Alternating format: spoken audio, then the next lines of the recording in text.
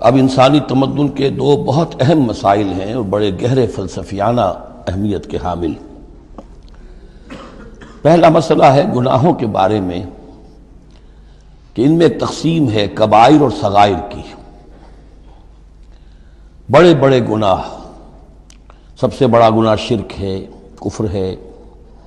پھر یہ کہ جو فرائض ہیں ان کا ترک کرنا کبائر میں شامل ہوگا، جو حرام چیزیں ہیں ان کا ارتکاب کبائر میں شامل ہوگا۔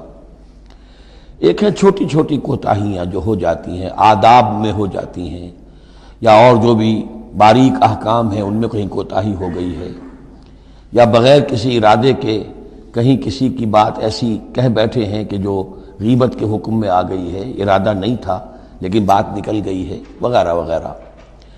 اس میں جو ایک ہیلدی ایٹیچیوڈ ہے وہ یہ ہے کہ کبائر کا پورے اہتمام کے ساتھ بندوبست کیا جائے کہ اس سے انسان بالکل پاک ہو جائے۔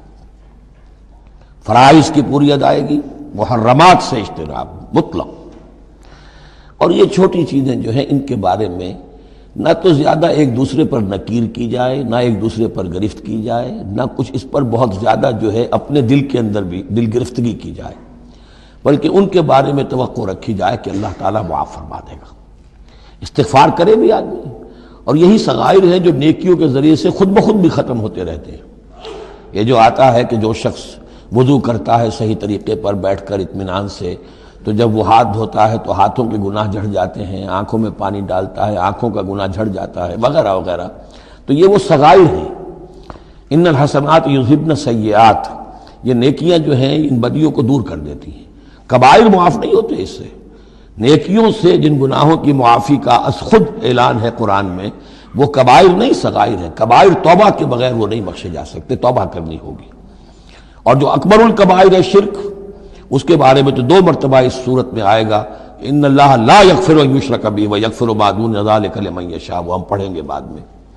لیکن ایک پرورٹڈ قسم کی مذہبی شخصیت ہوتی ہے، مذہبی مزاج، پرورٹڈ، مست شدہ۔ جو کبائر ہیں وہ تو ہو رہے ہیں، سود خوری ہو رہی ہے، جو کچھ ہو رہا ہے حرام خوری ہو رہی ہے، چھوٹی چھوٹی باتوں پر نکیر ہو رہی ہے، یہ پائنچا تمہارا نیچے کیوں چلا گیا ہے، اس کے اوپر ساری گرفت ہو رہی ہے، یہ کیا ہو گیا ہے، تمہاری داڑھی جو ہے شرعی نہیں ہے، اس کے اوپر گرفت ہو رہی ہے۔ یہ چیزیں جو ہیں دس از پرورش، یہ مذہب کو بس کر دینے والی بات ہے۔ قرآن مجید میں اس معاملے کو 3 جگہ پر نقل کیا گیا ہے کہ یہ فلسفہ جو ہے کہ چھوٹی چیزوں کے بارے میں درگزر سے بھی کام لو، اور یہ کہ بہت زیادہ متفکر بھی نہ ہو، سینس آف پروپورشن ہونا چاہیے۔ ان تجتنبوا کبائر ما تنہون عنہ، اگر تم اجتناب کرتے رہو گے ان بڑے بڑے گناہوں سے جن سے کہ تمہیں روکا جا رہا ہے، نکفر عنکم سیئاتکم، تمہاری چھوٹی برائیوں کو ہم خود ہی دھوتے رہیں گے، پاک کرتے رہیں گے، صاف کرتے رہیں گے۔ جو بھی نیک کام کرو گے ان کے حوالے سے وہ جو فروگزاشتیں ہیں وہ خود بخود بھی دھلتی رہتی ہیں۔ وَنُدْخِلْكُمْ مُدْخَلًا كَرِيمًا، اور تمہیں داخل کریں گے بہت ہی باعزت جگہ پر، جہاں کیا تمہارا مقام جو ہے باعزت اکرام کے ساتھ ہوگا۔ یہ مضمون سورہ شورى میں بھی آیا ہے، پھر سورۃ النجم میں بھی ہے، 3 مرتبہ یہ مضمون قرآن میں آیا۔ دوسرا مسئلہ جو ہے انسانی معاشرے میں وہ فضیلت کا ہے۔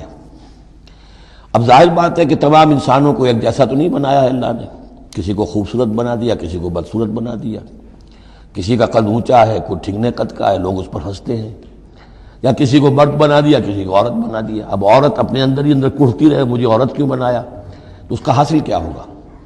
یا کوئی بدصورت انسان ہے، ٹھگنا ہے کسی اور اعتبار سے، دوسرا شخص ہے وہ دیکھتا ہے کہ وہ تو بڑا اچھا ہے، تو اب اس کے اوپر کڑھنے کی بجائے کیا ہونا چاہیے کہ اللہ تعالیٰ نے مجھے جو کچھ دیا ہے مجھے اس کے اوپر صبر اور شکر کرنا چاہیے، اور جو فضل ہے کسی اور چیز میں بھی ہو سکتا ہے، میں نیکی میں آگے بڑھ جاؤں، میں خیر کے کاموں میں آگے بڑھ جاؤں، میں علم میں آگے بڑھ جاؤں، تو یہ چیزیں جو ہیں انسان دوسری چیزوں سے اپنی ان کی تلافی کر لے، بجائے اس کے کہ ایک نیگیٹو اس کی سائیکالوجی ڈیولپ ہوتی چلی جائے، کڑھنا اور اندر ہی اندر جھڑتے رہنا، جس سے کہ پھر طرح طرح کی جو ذہنی بیماریاں پیدا ہوتی ہیں، انہی کانفلکٹس کی وجہ سے، انہی فرسٹریشنز کی وجہ سے مینٹل بیلنس آدمی لوز کر بیٹھتا ہے۔ تو اس کی بجائے دیکھیے کس قدر عمدہ تعلیم دی جا رہی ہے، وَلَا تَتَمَنَّوْا مَا فَضَّلَ اللَّهُ بِهِ بَعْضَكُمْ عَلَىٰ بَعْضٍ، اور تمنا نہ کیا کرو اس شے کی کہ جس کے ذریعے سے اللہ نے تم میں سے بعض کو بعض پر فضیلت دے دی ہے۔ اب اللہ کی دی ہوئی فضیلت ہے، اس میں آپ تمنا کریں اور دوسری طرف یہ کہ اس میں حسرت ہو جائے۔ اب اس میں خاص طور پر جو مسئلہ ہے انسانوں میں، جو آج کا سب سے بڑا مسئلہ ہے دنیا میں، جیسا کہ میں نے بتایا ایکسپلائٹ کیا جا رہا ہے، مساوات مرد و زن۔ اب یہ بھی ایک فضیلت ہے، کسی کو اللہ نے مرد بنایا، کسی کو عورت بنایا۔ اب پہلی بات یہ بتائی جا رہی ہے للرجال نصیب مما اکتسبوا، مردوں کے لیے حصہ ہے اس میں سے کہ جو وہ کمائیں گے، وللنساء نصیب مما اکتسبن، اور عورتوں کے لیے حصہ ہے اس میں سے جو وہ کمائیں گی۔ یعنی جہاں تک نیکیوں کا معاملہ ہے، بدیوں کا معاملہ ہے، خیرات کا معاملہ ہے، حسنات کا معاملہ ہے یا سیئات کا معاملہ ہے، اس میں بالکل ایکویلٹی ہے۔ مرد نے نیکی کمائی اس کے لیے، عورت نے نیکی کمائی اس کے لیے، اس میں برابری ہے۔ عورت نیکی میں مرد سے آگے نکل جائے، اتنے مرد ہوں گے کروڑوں کہ جو رش کریں گے حضرت خدیجہ کی کے مقام پر، کہ جو ان کا نمایاں ہوگا قیامت کے دن، یا حضرت عائشہ یا حضرت فاطمہ کا مقام، تو وہ عورتیں تھیں اور مرد ہوں گے بڑے بڑے، لیکن یہ کہ ان کی خاک کو بھی نہیں پہنچ سکیں گے۔ تو یہ ہے کہ اس میں تسلیم کرے آدمی، تسلیم و رضا، کہ جو بھی اللہ نے مجھے بنا دیا اور مجھے دیا ہے، اب مجھے اس میں بہتر سے بہتر کرنا ہے۔ یہ میرا شاکلہ تو اللہ کی طرف سے آ گیا ہے، کل یعمل علی شاکلتہ، اور جو ہم پڑھ چکے سورہ بقرہ میں کہ لا یکلف اللہ نفسا الا وسعہا، وسع جو ہے وہ اللہ نے بنا دی ہے۔ تو اب اس آیت کو بھی غلط کوٹ کیا جاتا ہے کمائی کے لیے، کہ عورتیں بھی کما سکتی ہیں، دیکھیے لکھا ہوا نصیب مما اکتسب، ان کے لیے حصہ ہے اس کمائی میں سے جو انہوں نے کیا۔ اچھا، کمائی سے مراد یہ سمجھ لیجیے قرآن مجید میں صرف ایک جگہ ایسی ہے سورہ بقرہ میں جو ہم پڑھ چکے ہیں، جہاں کسب کا لفظ آیا ہے معاشی جد و جہد اور معاشی کمائی کے لیے۔ باقی پورے قرآن میں کسب آتا ہے اعمال کے لیے، کسب حسنات، کسب سیئات، بدیاں کمانا، بھلائیاں کمانا، کسب اس کے لیے۔ اور دلیل اس کی یہاں کیا ہے، مما اکتسبنا نصیب۔ اگر تو ایک عورت نے کمائی کی ہے، تنخواہ 10,000 کی ہے، تو 10,000 میں سے 2,000 تو نہیں ملے گا اسے، باقی 8,000 شارٹ نہیں جائے گا۔ تو نصیب مما اکتسبنا نہیں ہے وہ، تو اگر کسی کے واقعی کوئی کام کرتی ہے خاتون، اگر کوئی اس میں حرام پہلو نہیں ہے، پیشہ جو ہے وہ بھی شریفانہ ہے، اس میں جو بھی آداب ہیں پردے کے، سطر کے، حجاب کے، وہ بھی ملحوظ رکھے ہوئے، ٹھیک ہے، تو جو کمائی اس کی پوری اس کی ہوگی، اس کا حصہ تو نہیں ہوگا۔